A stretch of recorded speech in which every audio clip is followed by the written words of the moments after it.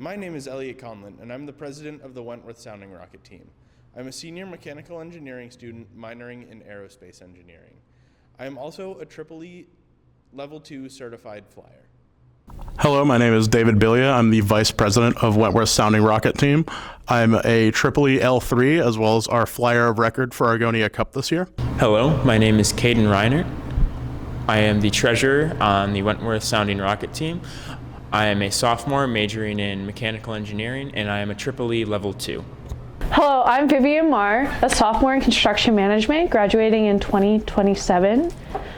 I am the team's events coordinator and social media manager, as well as an L1. As this is our second year competing, we are still a relatively small team. However, we are interdisciplinary by major and have members of our team from all 4 years of our school. We are mostly mechanical engineering. However, we also have some electrical, construction management, and biomedical engineering students on our team. The first step in designing our rocket this year started at our scoring optimization phase.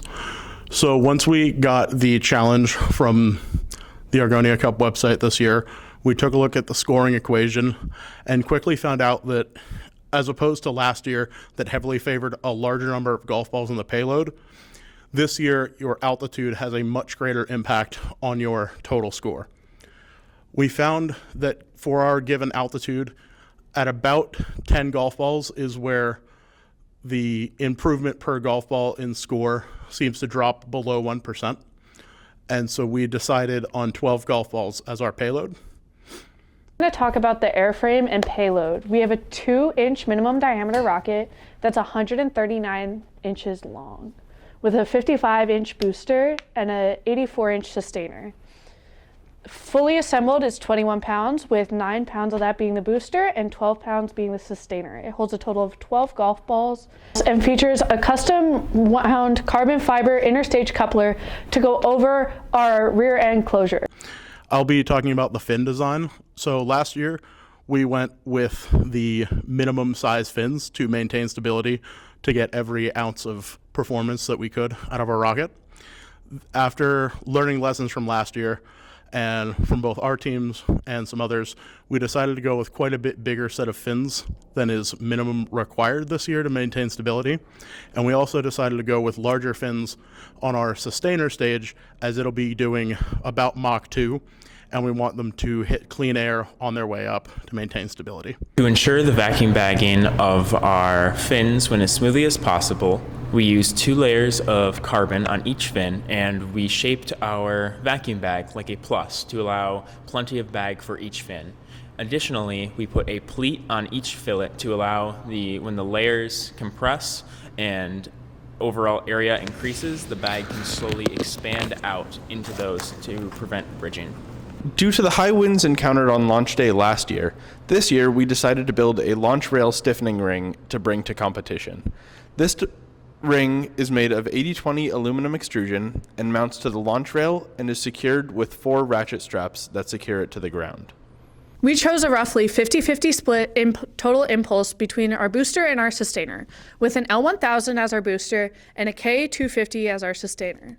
We are drag separating at 1,800 feet with an air start at 6,500 feet at a speed of 350 feet per second. Last year, we learned that we needed a greater margin between our air speed lockout. For our electronics and recovery, we're using an AIM Extra 4 and a RRC2 Plus in our booster avionics bay.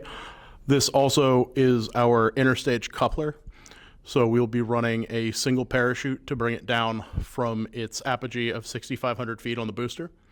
And for our sustainer, we're running a Slickdyne Fluctus with another RRC2 Plus as its redundant computer. And that will also be controlling our RunCam Mini Split 4. For the switches to arm all of our electronics on board, we are using a in-house designed pull pin switch block that we've developed over the last year and have been testing on several other projects to prove its reliability and durability.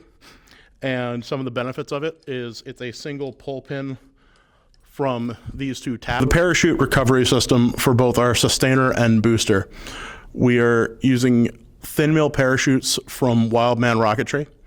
In our booster, we're using a single parachute that's deployed at apogee.